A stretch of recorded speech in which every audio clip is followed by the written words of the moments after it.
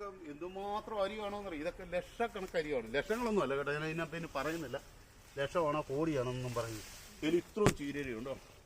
ഈ സംഭവം കണ്ടോ, ഇതുപോലെ എടുക്കുന്ന ചീരേരിയാണ് നല്ല ഫ്രഷ് ആയിട്ട്. നോക്കി സംഭവം നോക്കണം ഇതല്ലോ. തിരക്കിയാണുള്ള ചീരേരി കണ്ടോ. ഇതുപോലെ നോക്കി, ഇത് നല്ല വിളഞ്ഞ അരിയാണ്, അതാണ് അതിന്റെ വ്യത്യാസം. ഇത് കണ്ടില്ലേ. ഹായ് പ്രിയപ്പെട്ടവരെ, എല്ലാവർക്കും പുതിയൊരു വീഡിയോയിലേക്ക് സ്വാഗതം. ഞാൻ കലേഷ് കമൽ.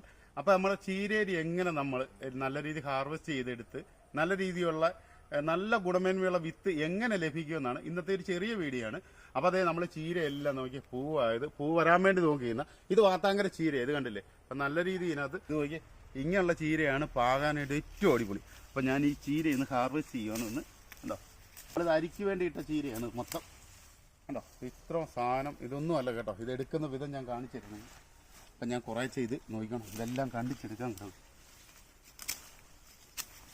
അപ്പം അത് ഇങ്ങനെയുള്ള അരിക്ക് എടുക്കുമ്പോൾ എപ്പോഴും നമ്മൾ ശ്രദ്ധിക്കേണ്ട ഇതുപോലെ നല്ല രീതിയിൽ വിളഞ്ഞതിന് ശേഷം മാത്രമേ ഇത് കണ്ടിച്ചെടുക്കാവുള്ളൂ. അതിൻ്റെ ഒരു ഉദാഹരണം ഞാൻ കാണിച്ചു തരാം. ഇതുണ്ടോ, ഈ രീതി നല്ല രീതിയിൽ ഉണങ്ങി നിൽക്കുമ്പോഴാണ് നമുക്ക് നല്ല ഫ്രഷായിട്ടുള്ള ചീരേരി ലഭിക്കും. ഇല്ലെങ്കിൽ നമ്മൾ പൊട്ടൊക്കെ എടുത്ത് കഴിയുമ്പോഴേക്കും അപ്പോൾ ഇത് വലിച്ചെറിയാനൊക്കത്തില്ല കേട്ടോ. നമ്മളെ സേഫായിട്ട് പതിയെ ഇത് എടുക്കാനൊക്കെ തീർതി വെച്ച് വലിച്ചു വാരിയെടുത്താൽ അരി പൊഴിഞ്ഞു പോകും. നമ്മൾ ഇത് ഇങ്ങനെ അങ്ങോട്ട് കണ്ട് അപ്പോൾ നമ്മുടെ വെയിലുള്ള സമയത്ത് വേണം ഇവന്മാരെ അരിഞ്ഞ് വെയിലത്തിടാണ്ട് കേട്ടോ.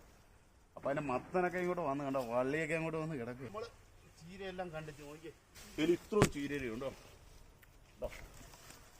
സംഭവം നോക്കി ഇവനെ നമ്മൾ എന്നാ ചെയ്യുന്നതെന്ന് കണ്ടോ. ഇവനെ നമ്മൾ മുമ്പോട്ടങ്ങ് ഇടുകയുണ്ടോ. ഇത് കുറച്ച് ദിവസത്തേക്ക് നമ്മൾ ഈ ചീര ചെയ്യേണ്ട ഒരു പ്രധാന കാരണമുണ്ട്. അതുപോലെ വെയിൽ കൊള്ളണം, വെയിലുള്ളിടത്ത് ഇടാവുള്ളൂ. രാവിലെയും വൈകിട്ടും എല്ലാം വെയിൽ നല്ല രീതിയിൽ കൊള്ളണം. ഇത് മുഴുവൻ ഇങ്ങനെ മുട്ടിനല്ലേ. അപ്പം നിങ്ങൾക്ക് എളുപ്പമുള്ളൊരു മാർഗ്ഗമുണ്ട്. ഇത് ഇതിനെ മണ്ടയ്ക്കോട്ട് പിടിച്ച് കഴിയുമ്പോൾ നോക്കണം. ഇത് കണ്ടോ, ഒറ്റ അരിയില്ലാതെ കണ്ടോ അല്ലേ, മൊത്തം ഊരിപ്പം അങ്ങനെ നമുക്ക് എടുക്കാൻ പറ്റും. പക്ഷേ ഇതെങ്ങനെ വേണം നമുക്ക് എടുക്കാം. ചീരേരി കളക്ട് ചെയ്താൽ മതി. ഞാനിപ്പോൾ ഇങ്ങനെ വെട്ടിക്കണ്ടിച്ചാണ് ഇടുന്നത്. കാര്യം ഇത്ര ഉള്ളതുകൊണ്ട് അങ്ങനെ വലിച്ചൂരി ഇടിയിലൊക്കെ താമസമായിരിക്കും കണ്ടോ. നമ്മൾ ഈ ചീര നമ്മളിത് എടുത്താലും ഇത് കണ്ടല്ലോ, ഇത് ഇങ്ങനെ തണ്ട് ഇങ്ങനെ കണ്ടിക്കണം, കൊത്തിക്കണ്ടോ. ഇത് കണ്ടോ, ഇത് ഇങ്ങനെ കണ്ടിച്ചിടണം കണ്ടോ.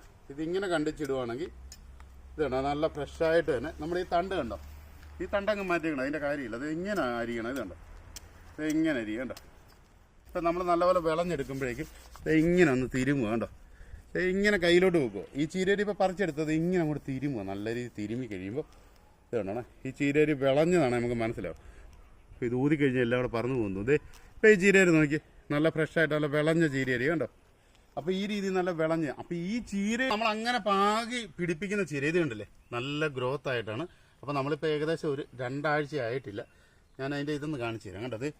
അപ്പോൾ ഇങ്ങനെയുള്ള അതായത് നമ്മൾ ഇത് കണ്ടോ, ഈ ചീര ഈ രീതിയിൽ എടുക്കുന്നതാണ് നമ്മൾ ഉണങ്ങി വെയിലത്തിട്ടൊക്കെ നോക്കി. ഈ ചീരയുടെ ഒരു കരുത്ത് നോക്കി, ഇതുകൊണ്ട് കുഴിച്ച് വെച്ചാൽ പെട്ടെന്നാണ് പിടിക്കുന്നത്. അപ്പോൾ ഈ ചീര പറിച്ചിട്ടാണ് നമ്മളിത് അടുത്ത സ്റ്റെപ്പ് കണ്ടോ, ഇത് കണ്ടോ, ഈ സ്റ്റെപ്പ് ഇത് ഇവിടുന്ന് അങ്ങ് വരെ നമ്മൾ ചീര നല്ല രീതിയിൽ നട്ട്, അതായത് ചാണാൻ വെള്ളവും പച്ച ചാണാൻ അതുപോലെ ഉപയോഗിച്ച്, അതുപോലെ തന്നെ നമ്മുടെ ഗോമൂത്രം ഒഴിച്ച്, എല്ലുപൊടി വേപ്പിമണ്ണാകം ഒന്നും ഇതിനകത്തിട്ടില്ല കണ്ടത്. ഇപ്പോൾ ഈ ചീര നല്ല രീതിയിൽ വരുന്നത്. ഇപ്പോൾ ഇനി നമ്മുടെ ഒരു 3ാമത്തെ സ്റ്റേജ് ഉണ്ട്. ഞാൻ നമ്മുടെ 3ാമത്തെ സ്റ്റേജായി. ഇപ്പോൾ ഇത് നമ്മൾ കുറച്ചധികം കണ്ടിച്ചെടുത്ത് ഇപ്പം ഞാനത് പറിച്ച് കാണിക്കാം. അതിൻ്റെ ഇത് റെഡ് റോസ് ചീര കണ്ടോ, നിങ്ങളത് കാണുമ്പോൾ തന്നെ കണ്ടോ. അപ്പോൾ നമ്മൾ ഈ 3ാമത്തെ സ്റ്റേജ് എന്ന് പറയുമ്പോൾ ഇത് എടുക്കുമ്പോൾ ഇത് കണ്ടോ, നമുക്ക് പെട്ടെന്ന് പറിച്ചെടുക്കാം. അപ്പോൾ ഈ പരുവത്തിൽ നമുക്ക് ചീര വേണമെങ്കിൽ തോരൻ വെക്കാനായിട്ടൊക്കെ എടുക്കാം കണ്ടോ. വളരെ നിസ്സാരമാകുമ്പോൾ കണ്ടോ. അപ്പോൾ ഇതിലും ഭയങ്കരമായിട്ട് നമുക്ക് ചീര കിട്ടും. ഇപ്പോൾ നമുക്ക് അത്യാവശ്യം ഇച്ചിരി തോരൻ വെക്കാൻ എടുക്കണം. ഇതുണ്ട് റെഡ് റോസ് ചീര ഉണ്ട്, നിങ്ങൾക്ക് കാണുമ്പോൾ തന്നെ അറിയാം. അപ്പം ഈ ചീര, അതായത് ചീര വിത്ത് നമുക്ക് കളക്ട് ചെയ്യാൻ പറ്റും. അതിൻ്റെ ഉദാഹരണം അത് ഇത് കണ്ടില്ലേ നോക്കി. ഇത് വാത്താങ്കര ചീരയാണ്, റെഡ് റോസ് ചീരയുണ്ട്, നമുക്ക് 2-3 സൈസ് ചീരയുണ്ട്, പാൽ ചീരയുണ്ട്. ഈ കളറൊന്ന് നോക്കി, നിങ്ങൾ കണ്ടോ, കളർ തന്നെ കണ്ടോ നോക്കി. അപ്പം നമ്മൾ നിസ്സാരമായിട്ട് തന്നെ നമ്മുടെ ചീരേരി ഉപയോഗിച്ചുകൊണ്ട് നോക്കി നല്ല ബുഷായിട്ട് നമുക്ക് ടയർ കെട്ടിക്കകത്ത് വരെ കണ്ടോ, ടയർ കെട്ടിക്കകത്ത് നിൽക്കുന്ന ചീര ഉണ്ടോ. അപ്പോൾ നമുക്ക് എങ്ങോട്ടെങ്കിലും ഒന്ന് ഷിഫ്റ്റ് ചെയ്യണമെങ്കിൽ തന്നെയാണ് ഇത് ടയർ കെട്ടി ഒന്ന് വലിച്ച് ജസ്റ്റ് അങ്ങോട്ടും ഇങ്ങോട്ടും മാറ്റി വെക്കുക. അതാണ് ഏറ്റവും വലിയൊരു പ്രത്യേകത കണ്ടില്ല. ഇതുപോലെ വിത്തുകൾ നമ്മൾ കളക്ട് ചെയ്തിട്ട് നമ്മുടെ പറമ്പിൽ കുറച്ചേ പാകി പിടിക്കുന്നത്. ഇപ്പോൾ ഇത് പാകി പിടിപ്പിച്ചാൽ നോക്കി അങ്ങ് വരെ നമ്മൾ ചുമ്മാതെ വിത്ത് തടവെടുത്തിട്ട് ഞാൻ വലിച്ചെറിഞ്ഞാൽ അപ്പം നല്ല രീതിയിൽ ഗ്രോത്ത് ആയി. അപ്പം ഞാനൊരു വ്യത്യാസം നിങ്ങളിപ്പം കാണിച്ചു തരേ നോക്കിക്കോണേ. നമ്മളിപ്പോൾ ഇത് ചീരേരി കൊണ്ടിട്ടാണ്.